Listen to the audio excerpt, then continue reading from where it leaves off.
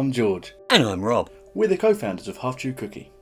I'm the lead animator. And I'm the lead art director. Now, obviously we're not the real co-founders, we're stop motion models. The real co-founders of Half Chew Cookie are considerably taller and are doing much more important stuff. As a company, we specialise in stop motion animation, but today I want to take you through the behind the scenes while we experiment with 2D multiplane animation for the first time.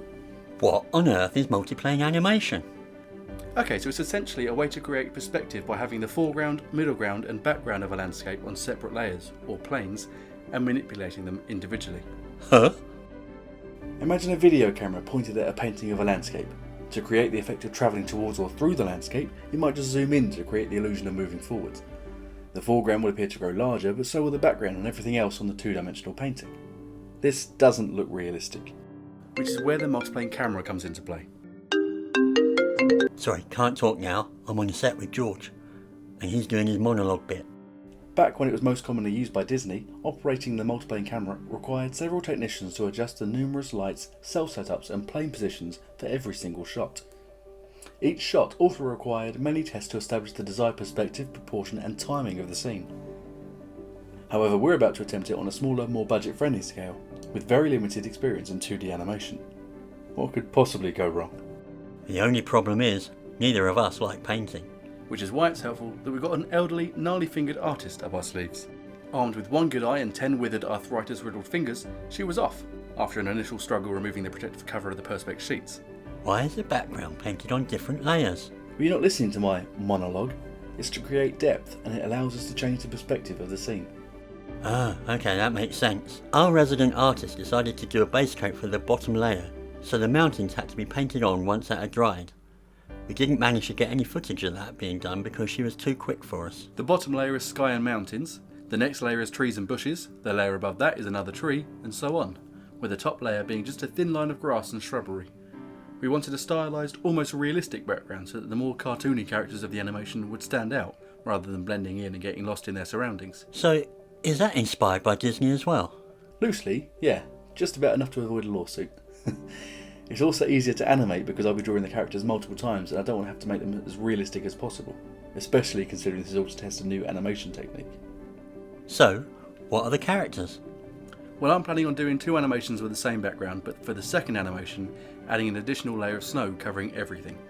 The first animation will be of bears simply walking across the screen, and the second will be a fox jumping into the snow. Okay, so just simple animations then? Yeah, so we're not experimenting with the zoom feature of multiplayer animation just yet.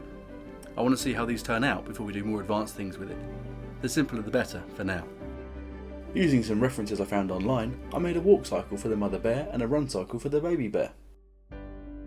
Seeing as I'd already mapped out the walk cycle, it was now just a case of tracing the cycle onto the acetate, making it look like she was walking across the woodland scene. So, is the idea that the bears are walking on different layers? Yeah, they'll be behind different layers of perspex just to emphasise the layers of the multiplane setup. It should give it some depth and make it look quite cool. Should being the operative word. And what about colouring it in? They'll be painted brown on the back of the acetate so that the outline can still be seen clearly. Oh right, so we still want the outline to be seen. Yeah, hopefully that should help the bears to stand out from the painted background a little bit more. Transferring the cycles onto the acetate sheets was going so well. Almost too well. Suspiciously well. We ran out of acetate just before the scene was finished. I started painting the baby bear. 23 frames may not seem like a lot, but painting that many almost identical baby bears is very tedious. And very fiddly too by the looks of it. While he did that, now that the acetate had arrived, I could continue tracing the rest of the scene. I knew it was going to be repetitive, but I hadn't expected it to be as draining as it turned out to be. Yeah, and just think, the payoff is only going to be about 6 seconds long. Oh, don't tell me that.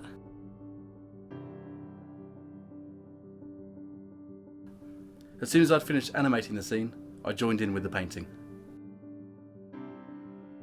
We chose to paint with one colour at a time, painting the bear's body on each frame before we moved on to the muzzle and the nose, etc.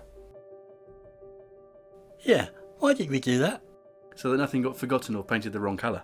I contemplated animating splashes of mud or grass and leaves moving under the footsteps of the bears. But then I realised I wasn't a glutton for punishment, so left it as it was. I do enjoy 2D hand-drawn animation, but stop motion is where my heart lies. With both bears finally fully painted, it was then time to shoot. And finally, after all that time, we have our finished multiplane test animation. It's not our greatest masterpiece, but we learnt a lot from it and we're treating it as a learning curve. We had fun and we gained a lot from it, so overall I'd say it was a success. I think that considering the fact that it's a brand new technique for either of us, and we have very limited 2D animation experience, it was a good experimental piece. We'll leave you to watch the Multiplane bear and fox animations now while we sit back and relax with a nice cuppa. Yeah, don't forget to like, subscribe and follow us on social media.